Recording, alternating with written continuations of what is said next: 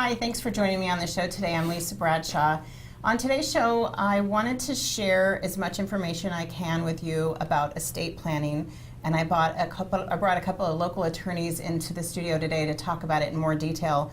It's something that a lot of people don't want to face, don't want to think about, but take it from me and the people who are going to share this information, it's really important to do it before there's someone in your family who's ill or you're dealing with, big, huge life decisions. So thanks for being here with me today.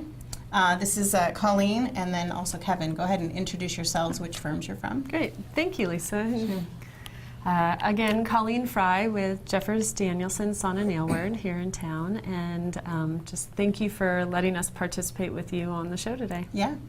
It's a pleasure to be with you. I'm Kevin Bromiley from Bromiley Mackey. So I brought you in, thank you both for being here. I brought you in because you have a program that's happening in late January. We'll get to that. But I also wanted for people who are thinking about estate planning but don't know where to start and don't know the importance of it. So let's start with just what is this first step in starting to get your affairs in order when thinking about estate planning? Well, as you started to mention, Lisa, having good estate planning is something that's also near and dear to my heart, given the importance of making sure your affairs are in order the way you want them and not left to your loved ones to maybe pick up the pieces or try to figure out arrangements without the benefit of knowing your specific wishes. And so when you look at what's important to get your affairs in order, there really are kind of two categories that us estate planners like to look at. One is what happens during your lifetime and the planning you should do to take care of that. And then what happens upon passing, which is your will and taking care of your estate planning upon passing.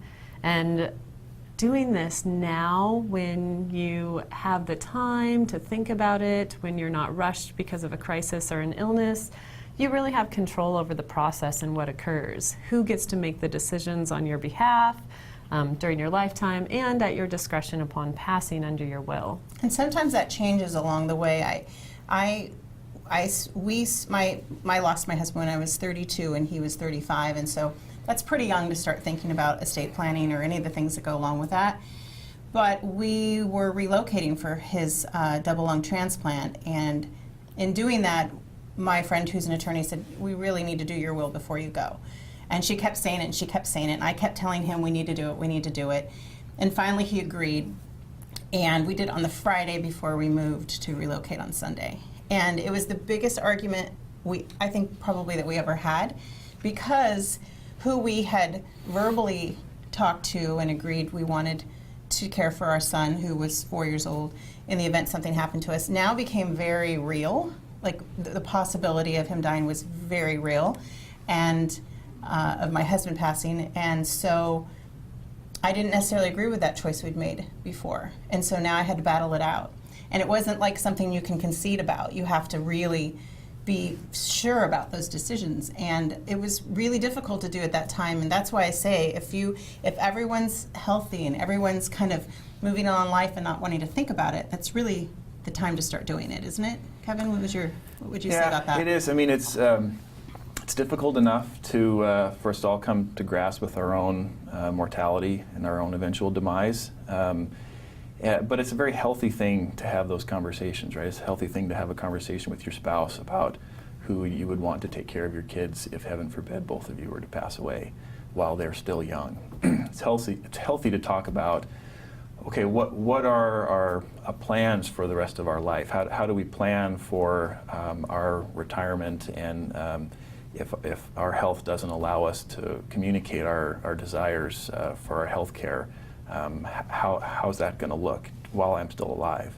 And then when I'm no longer here, what's going to happen with all the stuff that I've accumulated over the course of my life, and what do I want to do with that? And trying to make those decisions, as you can obviously sympathize with, is difficult enough, but to do it then in a very stressful situation is more challenging. And the way I suggest for people to do it is I have and I know Colleen's firm uses one as well, a questionnaire that casts a pretty wide net and asks lots of questions. And then I just tell people to take it home and if they have a spouse, to talk through the questions, about what they want for end-of-life decisions and then after they've passed away, so that they can have a private conversation before they ever talk with a lawyer or an accountant about strategically what they may want to do. And then they can have those difficult conversations about, well, I don't want so-and-so to take care of the kids. Well, I really think they should take care of the kids. Those aren't conversations you want or should have in your lawyer's office, right? Those are private conversations that are difficult, but really need to be done and should be done in private. Well, the other part in talking about it, you know, when you're young, that's when you, I believe in life insurance. I think it's an individual choice, but when you're young and you obtain life insurance, well, that's the time to do it, right? Because that's when it's less expensive. And then, but then if you have a child, you have to start thinking about testamentary trusts and other things that you put in place. That's kind of what you're explaining about how you're living and then what happens after you're gone. That's all part of making those decisions. It's not just money, but it's also, you know, homes and guardianship and all of these other things. What are some other things that people might not think about besides the obvious, you know, their wealth or their home or anything that they would give in an inheritance way?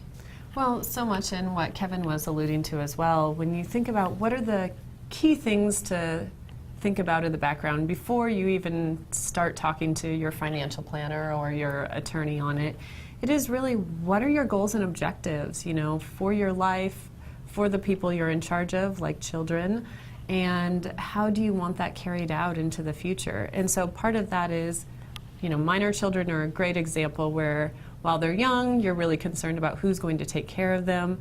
When they're older, maybe it's about managing assets in a trust for them until they reach a more sophisticated age.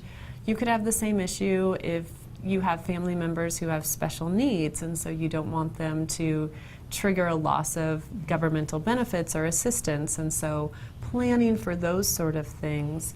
In addition to also what you would like to carry out with your life. Are you doing charitable giving during your lifetime that you should kind of have a strategic plan for? Do you want to make sure there's some charitable giving that happens upon your death? And I know we're going to connect with Beth Stipe here later in the program, but you know, those sort of questions of how you want to manage your assets and affairs are open conversations, and they're things that change over time. What you put into place right now for your estate planning isn't set in stone forever. That's a very good point, because the way I have things allocated for my son is like diverting until he's of this age and that age, and I'm very specific. And now that I'm seeing the adult he's becoming, and he's almost 20 years old, I feel like he could handle those monies and those responsibilities a lot sooner than I could have gauged that when I, you know, did it when he was 12 or I updated it when he was 15 or something. Now, if anything happens to my parents, up until 2 years ago when I got them to finally redo their will, if anything had happened to them, I was supposed to go live with my Aunt Joyce because they hadn't updated their will since I was like 3 years old. So I try to encourage people in my life to just take that step so that you don't have to think about it when you're dealing with, you know, the death of a loved one. So there are some consequences to waiting. So let's talk about that. Give people an idea of, you know, what happens if you wait as opposed to have those things in place. Well, one of the maybe most uniform reasons to do estate planning now and not wait is kind of heartbreaking in my experience, that regardless of the size of an estate or the family dynamic, I am consistently disappointed and surprised at how many family disputes there are about mom and dad's stuff.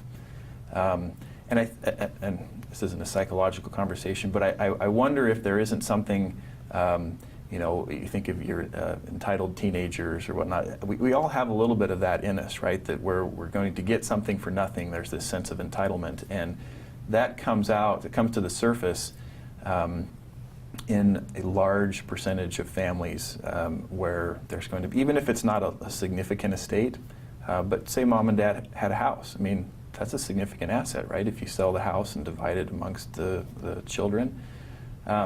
Planning for that in advance, and then communicating your wishes to your loved ones, not just in your formal written estate planning documents, but sitting down, having conversations with them about what your desires are, who you want to be the personal administrator of your estate, and why.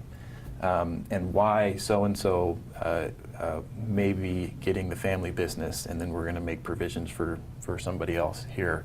Having those conversations while you're around to communicate your desires can avoid many of those heartbreaking situations where families, after mom and dad have passed away, now they're at odds with each other, and there's these oftentimes permanent family rifts. Right. And I'm, of course, talking, often very worst-case scenarios, but if we're talking about reasons to do it now, you can dramatically reduce, maybe not eliminate, but dramatically reduce the chances of your family having that happen to them. And everybody thinks, well, it's not going to happen to my family, right? And I've had conversations where people say that to me, and then it has happened To that family. to that very family. Well, and I think too, even when that's why I think the conversational component is so important, because even if you have it spelled out, it doesn't mean everyone's going to agree and be happy about it. But if you can have those conversations and kind of explain your thought process, people see that in their family. I think that's obviously a benefit. And then also, the probate and situations, words that we don't even know until someone dies, right? About how you go about selling a house and how you go about distributing those assets, or if there's a spouse left, how that stuff becomes his or her stuff. And that's much easier done with a will.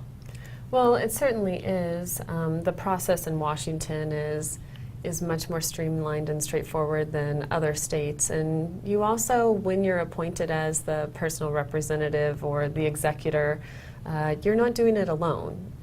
You have the benefit of working with legal counsel, of working with the financial advisors that were assisting the loved one who's passed away during their lifetime, and now you still have the benefit of working with them. I would say one of the other big reasons on why you should have estate planning in place, in addition to kind of the will and managing assets on your affairs upon passing, is really to protect against issues that can happen even during your lifetime. Having a good financial power of attorney and a power of attorney in place for healthcare decisions allows you as the individual to decide who's going to make those decisions and help you in your affairs during your lifetime. And that's where I think the conversational component becomes so critical. When you think about a healthcare power of attorney, that's your designation of this person is going to make those medical decisions if I can't express my own wishes. And so having that conversation with them about what you want and how you feel about even end-of-life decisions is really important. So you have that individual that's already armed with your wishes and your intent to be able to carry that out. One thing that I think is important, just from a personal experience about making the medical decisions, I don't necessarily think the spouse or a certain parent or that person, just because it's your spouse, that might not be the best person to help you make those medical decisions. I've been in some horrific medical situations with immediate family and friends. And I think my accumulation of knowledge in terms of just, I understand that sometimes someone needs a feeding tube to get over a hump. It doesn't necessarily mean that that person's going to have a feeding tube the rest of their lives. And some people think, oh, well, it says no feeding tube, so no feeding tube. And then it's very confusing to people who are trying to make these decisions. So I just want to say that sometimes the person you think would be the person who makes those decisions for you, your spouse or something, it might be your best friend who's a nurse who can really help your family understand the decisions they're making. So I just wanted to put that out there, that I am the medical power of attorney of more people than I probably want to be because of the situations I've been placed in and what I've learned from them that some people will never have to experience in their whole entire life. Right, and if you did not have the foresight to do that planning and make those appointments in powers of attorney, in wills right now, then that decision is up for, it's not up for the person that you asked for it to be a part of. But it could be your family being forced to go to court to have a guardianship appointed, and then maybe that's something that's causing a lot of heartache and time and expense that could have been easily prevented if you'd had good estate planning in the first place. Well, I think there's a lot of information to cover. You said that you give a worksheet to people for them to go home and kind of sit through it and think about it and have discussion. And so I think that that's all that I'm suggesting, is that you at least start the conversation and start thinking about what you need in your own family, and certainly seeking the advice from an attorney who specializes in estate planning is a good place to start. So thanks for both of you for being here. I appreciate it. I appreciate you guys make a difficult conversation much easier. We're going to bring Beth Stipe into the conversation in our next segment. We'll be back in just a moment.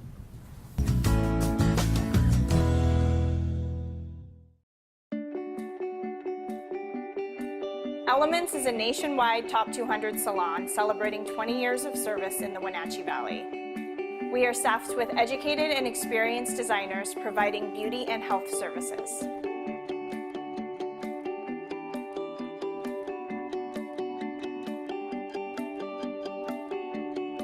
Visit our Facebook page for our store hours and our menu of services.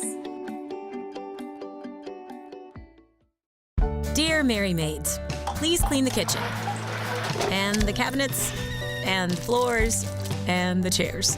And I wish you could clean the dog. Colin is now feeding himself. Thanks, Megan. Hi, Megan. No worries. We got it all cleaned up. Let's hope Colin gets past the spaghetti flinging stage soon. Till then, we've got you covered. See you next time, Mary Maids. Family roles change with time. You may find yourself being an unpaid caregiver to a loved one. Caregiving can be rewarding, but also stressful. Taking care of yourself is vital. Aging and Adult Care of Central Washington has low or no cost services for unpaid caregivers, such as in-home support, care supplies, and counseling. Connect in your local area by calling Aging and Adult Care at 800-572-4459 and mention you're interested in caregiver support.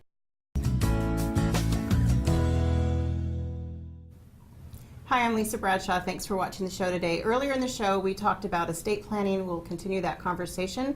We're talking with Colleen Frei of JDSA Law, and also Beth Stipe from Community Foundation has joined the show. Hi. Thanks for being here. Thanks for having me. So I think we covered a lot of information in the first segment. It actually was the longest segment I think I've ever done, but there was no point at which I felt like we should stop talking, so we'll make this show 2 segments. But let's talk about people. We gave a lot of information about estate planning and what to think about and those resources for getting that conversation going. But what are the resources for people who are thinking, well, I can't afford estate planning, or I can't afford to do a will? What are some of the resources here locally? Yeah, well, I mean, Lisa, something that's been apparent from many of your shows is that here in our Wenatchee Valley community, there are a great number of people who are there willing to assist, to make themselves available to support others, and we have 2 amazing organizations in our local community. One of which would be the volunteer attorneys over at Volunteer Attorney Services, who are available to assist clients that meet the eligibility for low income and pro bono legal services. So that means if you're at an income level that you can't otherwise afford to have legal representation at a private law firm, you can go through the Volunteer Attorney Services, and they will be able to assist you in estate planning as well as a whole host of other. I think some people think that that Volunteer Attorney Services, and maybe I did until just this second, is for if you're in a legal situation you need help with, like trouble. But or navigating something like that, but it's for estate planning as well. Estate planning is a legal matter as well. Yeah, it is. So the volunteer. But it's not like dealing with like you broke the law or you need help with a custody thing. It is for estate planning too, because some people think that that's more of a luxury than a necessity, but it really is a necessity. Yes. So the Volunteer Attorney Services covers a whole host of legal matters that an individual might have, from housing issues to family law, custody or divorce issues, estate planning, even bankruptcy matters. Wow, so that's good information, because I wasn't aware. I don't think I had made a determination, but it's good to know, and for anyone watching that they can clear that up as well. Yeah. So then also, you said there was a second organization? Yeah, the other organization that I think is just a phenomenal resource for planned giving and looking at financial matters, it would be the Community Foundation of North Central Washington, and Beth Stipe. There's Beth, you're the expert on that for sure. How long have you been there now? 16 years. Wow, that's Yeah. incredible. It's You're been doing a lot of really fun. good job. Thank you. You continue to do a really good job. We're super fortunate. We live in a very giving community, so we That helps. just get to help. That helps. Yeah. So let's talk about what you offer in terms of support to people who are interested in estate planning. Yeah, you bet. And I would also echo what Colleen says about volunteer attorney services. They're there for a whole host of things, and as you mentioned in your earlier segment, guardianship is a big deal. And so if you do have minor children and something happens to you, you need to have a plan in place to make sure that those children are cared for. And so that's something I think that VAS would be super helpful with for someone who has that need. But also, I would also echo that I think a lot of the attorneys in town are very efficient at doing especially simple wills as well as the healthcare directives. And so while you think it might cost you thousands and thousands of dollars, I think you really owe it to yourself to go and visit with some of these local attorneys and ask the question and share with them what your needs are, because I think you might be surprised and they might be able to help you for much less than what you think. When I did mine, I was very detailed. I said, this is what I want, because they say there's some things you should be a little more vague about, just so that it doesn't get caught up with, I don't even know what the word would be, but what am I trying to explain? That there's some things, if you're too specific, it gets a little confusing later on. Is that right? Yeah, that's true. I mean, especially if you're looking at estate planning and you don't always know what your pool of assets or your funds are at the moment your will comes into play. And so if you gave designated dollar amounts to individuals Instead of percentages. instead of a percentage, that's an easy example of someone where you may give someone too much out of your whole pool of assets or not enough of what you would like to actually do. Well, what I did is I went through and I had very specific ideas about what I wanted, and then my attorney helped me put that into legal form so that it would stand up to court or any kind of problems that might arise after I'm not here. So let's talk about legacy giving too, because I mean, we are a giving community, and some of us give while we're living, and some of us give monetarily or volunteering, but others of us are and others of us are wanting to leave something behind. Yes. So tell us about that. Well, so at the Community Foundation, we have been around for over 30 years, and we do a lot of legacy giving where we take care of folks who maybe have done some things in their lifetime, like they love to give to the Humane Society and their church and to the Performing Arts Center, and they want to make sure that that giving continues after they're gone, because they know those organizations count on them and depend on their donations to make sure that those programs happen. And folks also know that those institutions in our community make this place a better place to be, and they want future generations to experience that as well. So when the Community Foundation sits down with a potential donor, we really ask them what's in their heart and what they're interested in giving to, and what kind of a gift they want to leave to the community. And for some people, those are scholarships. They really want to support future students for moving forward and bettering themselves. For some people, it is those institutions that they've supported all of their lives. And for some people, they say, I've lived a really good life here, and I want to make sure that in the future that this community has resources available to it to meet the ongoing needs that I may not even know what they are today. So they leave us an unrestricted gift that we're able to utilize in our Stronger Schools programs and our regional impact grants, where these competitive grant making programs are open to any nonprofit in the region, and we can cover all sorts of different needs that are changing over time.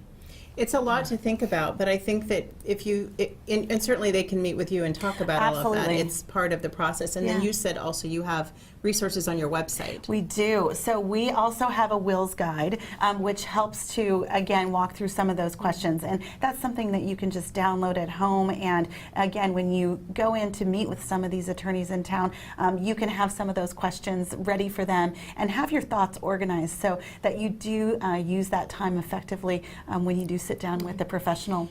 That's the big thing, is having that. I think that that's what I was trying to do, is just like not leave a stone unturned. Yeah. And there were things certainly that she brought up that I hadn't thought about, but not many, Right. because I was really dedicated to the process of going through that. Okay, so we have one more minute. Let's talk real quick about the event coming up at PIBAS, Yeah, so January we're- 22nd. Correct, January 22nd. We're super excited to have partnered with PIBAS University, and Colleen will be there along with about a dozen local attorneys to talk about estate planning, because we know people are like at the beginning of the year, they're ready to get their affairs in order, and so you can go and register for that at PIBAS Market website. website for Pybus University, and we'll be super excited to have you. Yeah, go ahead and think about signing up, going and, I mean, you're getting free advice, right? You're having all Correct. these resources in one place. If nothing else, it'll put you at ease, it'll answer a few of your questions, and it'll get that whole dialogue going, and that's the goal, right? Is Correct. that we don't just hear the show and then think you need to do it and then not do it. As I always say, don't wait. So thank you so much for being Thank here. you. I really Thank appreciate you. your time and all this valuable information.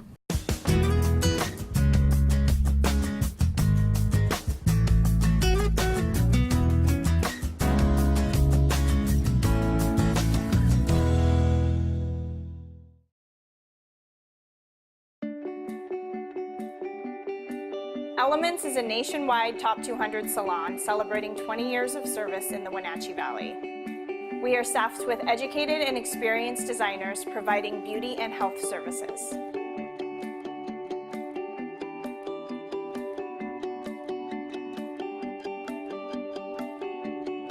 Visit our Facebook page for our store hours and our menu of services.